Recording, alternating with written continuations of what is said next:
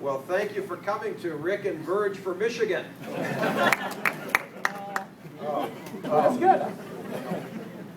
All right, well, just Rick for Michigan. But no, I do want to thank Rick, my opponent, very much for being gracious enough to share the stage with me. I came here just to deliver a letter to him, but he invited me to be a part in the forum, and I really appreciate that. The letter I gave to him was asking that we reconsider the whole debate issue, that we get together personally, because I think sometimes the negotiating team, the lawyers, the handlers can get in the way, and I asked that we just sit down to coffee, and I'd still like to do that if we could, Rick, sit down for 20 minutes or a half hour, and work out hopefully 3 debates as we have. So I hope we can do that. I'm happy to have coffee and talk about a lot of things. Today, I appreciate that. I think the voters deserve more than sound bites and infomercials, and they deserve this kind of an exchange. And I agreed with a lot of what Rick said. I especially agreed with the part where he said we all love Michigan. I believe that. I assume you wouldn't be here if you didn't, and I wouldn't be here, and Rick wouldn't, and that we're going to provoke you. So, but I agreed with a lot in between, too. You know, I'm mayor of Lansing now, and I have a good job. I love my job, in fact. And people have said, especially starting with my friends, said, why would you want to be governor? You've got a good job as mayor. You seem to be doing a good job. Some people, you know, really think I'm doing a great job. Some people think just good. And who knows, maybe some others. But they say, you've got a good job as mayor. Why would you want to go across the street? Why would you want to cross the whole state just to cross the street? You know, governor. And it's going to be a tough job. Whoever gets in is going to have a heck of a time. Democrat or Republican. It's going to be a really tough, because Michigan it's tough right now. Why would you want to do it? And I've said, and nobody gave this to me, it's just what I came up with. Like Rick, I come up with some notions. And I said, you know, as mayor, I feel like the guy in the engine room of a big ship.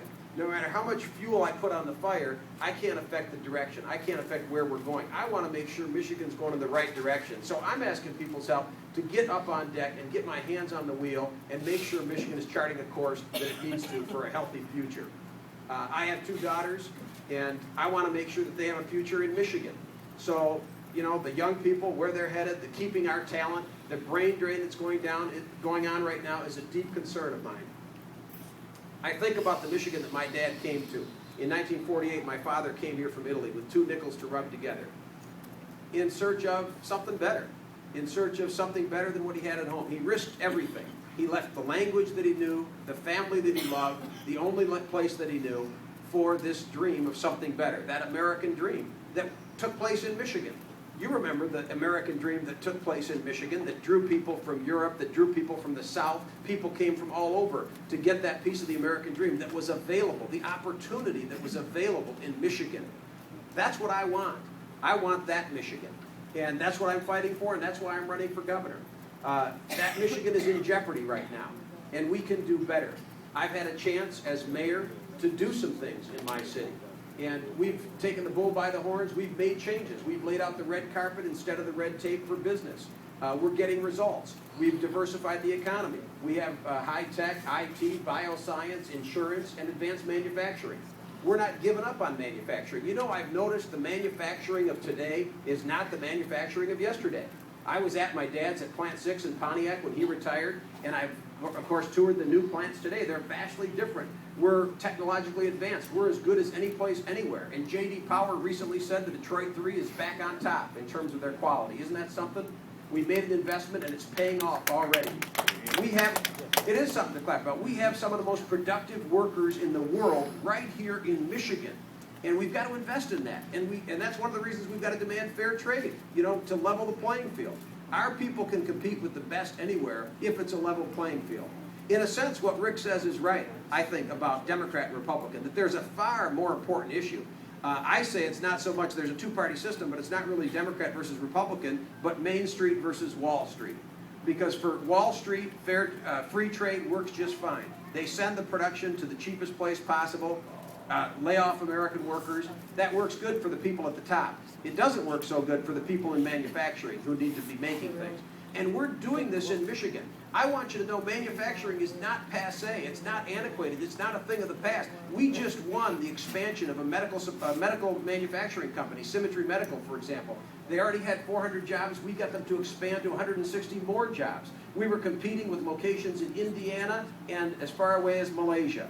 Indiana and Malaysia, where they pay $2 an hour. And we were able to get 160 new manufacturing jobs, high-tech manufacturing jobs in Lansing, Michigan. And if we can do it in Lansing, we can do it throughout the state. We're also in the running in Lansing for a new expanded GM plant, a $200 million investment. And if you can show me some fingers, Patrick, I don't know where he went. Like if you can give me 4, that'd be good. Oh, thanks. I don't want to take up all your time, Rick. Thank you. I know it's a tough crowd, but you know we're in the running for a GM plant, $200 million, 640 jobs, good paying manufacturing jobs. So I think we're going to get that. We're not going to wave the white flag on manufacturing. I don't think we can. You know, we made the things that made America great in Michigan, and we can again. I don't believe we can give up on manufacturing. I don't believe we can have a great nation or a great state built on consumption alone. It wasn't GDC that made this state and this country great, gross domestic consumption. It was GDP, gross domestic product. And maybe some of you were or are involved in that.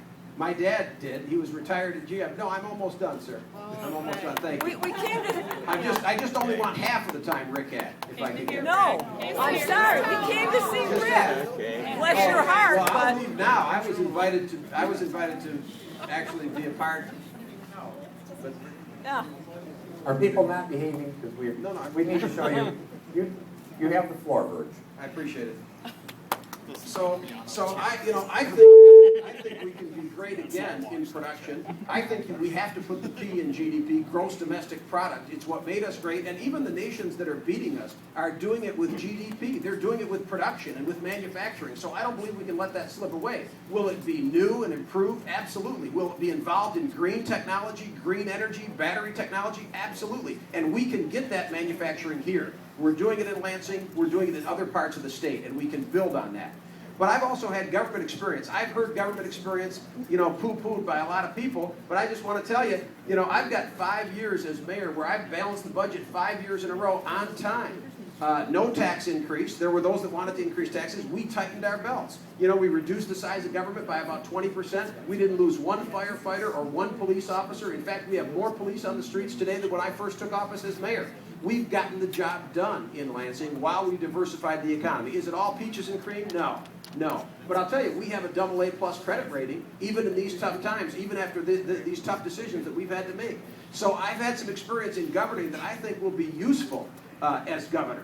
And I only wish that I knew Brian was going to be here and that I was going to get a chance to come before you, because I would have loved to have my lieutenant governor choice, Brenda Lawrence, who has done what I've done, not for 5 years, but for 9 years. As in Southfield, they've had 9 years of balanced budgets on time, no tax increase, no loss of police or fire, and a AA+ credit rating. I think that's quite a record. So we are 2 Main Street mayors for Michigan, ready to go to work. We're ready to go to work for the people of Michigan to get the state moving again. I'm excited about it. I'm excited about where Michigan has been and where we can go. And I'll tell you, I agree with Rick that Detroit is the face of Michigan. Anybody who thinks we're going to grow Michigan and leave Detroit behind is sadly mistaken. We've got to get the Motor City moving again, and we can. I have a Michigan Main Street agenda. It's on my website at votevirg.com. I know you're going to rush home and check that out. I wasn't joking. I hope you'll take a look at it and really see, and shop and compare. Because I've got a plan, and a lot of it, they're things that I've done. Lansing was the first city in the state with an EB5, a foreign investment zone. That's something that's available, and we've done it, and I think it's needed in Detroit, and it can be used in other cities to attract foreign investment here instead of just letting our jobs go overseas. We've got to use every tool in the toolbox, and we've been doing that in the city of Lansing.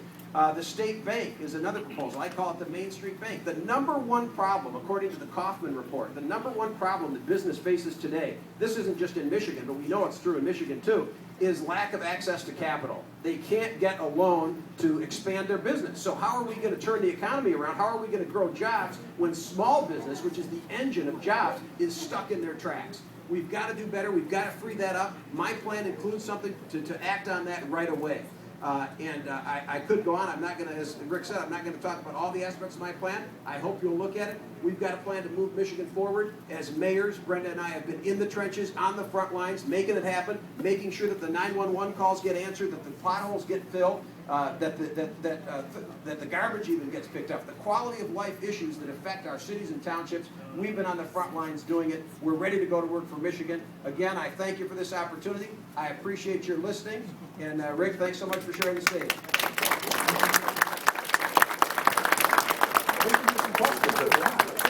No, I appreciate the mayor being part of this, and I appreciate your patience. I mean, that's part of the fun, is we're having a good opportunity to talk. So, who's got the mic?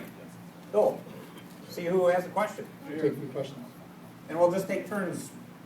You want to go first? The first one or the second? It's up to you. We'll just alternate.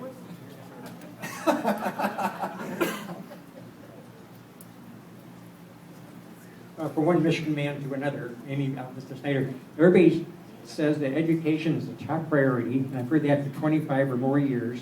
But how would you fix the situation where the corrections department has a larger budget than the educational department? Great. The question, if you couldn't hear it, was correct the situation because the corrections department has a higher budget actually than our higher education budget in the state. And that's a good question. You want me to take a crack first, or you want to go first? Okay. In terms of corrections, let me just outline something that I think we need to look at the whole system. And I apologize, I get on a roll on this one because it's a very important question. On corrections, I'll work backwards, but I'll do this very promptly. The first thing we need to do is get a Michigan prisoner reentry program that's properly funded and doing the right things. Because the bad answer we have today is we give someone a bus ticket, we drop them back off in their community largely, and all we're doing is not housing them until trouble gets created again. The second thing we need to do is in the corrections institutions themselves. One is our cost structures are out of line. We do need to address that, but we need better programs for the people in there. And there's great people that have done it on a volunteer basis. One of them's actually here today about having a second chance. In front of that, though, what have we also done? We've cut alternative programs rather than addressing the correctional cost system. So we cut out camps, we cut out other programs, other alternative treatment programs. So we take someone and drop them in a prison and make a good criminal out of them instead of helping them on the front end. Before that, the worst one in many respects is we've cut our frontline mental health services. Correct. That was a fundamental flaw we did several years ago. We need to reinstate those. Because if you think about it, if we help someone on the front lines, we've got someone that can hold a job, be a taxpayer, being a productive member of our community. By not helping them, either we drop them in acute care, hospitalization, ERs, potential homelessness, or we put them into the corrections system and make a good criminal out of them. And the most important thing in front of that is let's create more and better jobs, because if you got a job, then you got a good shot at not ever getting on the path of crime at all.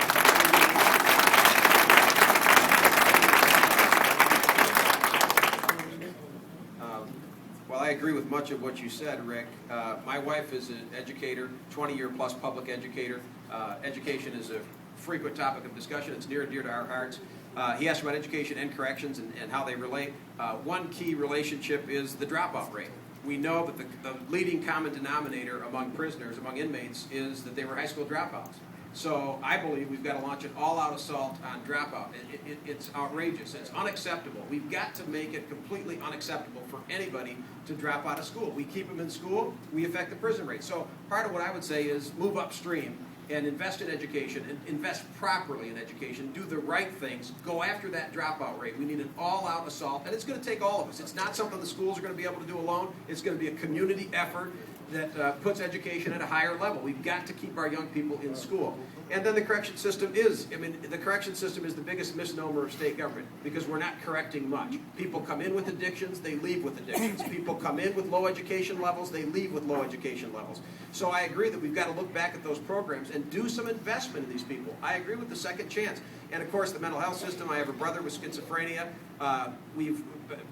Through the rapid deinstitutionalization that took place in mental health, people with mental illness are suffering. Too many end up in prison. They end up in jail. They end up in the institution of the streets first, and then they often end up in jail and in prison. We can also, I believe, save a lot of money by giving that mental health treatment up front.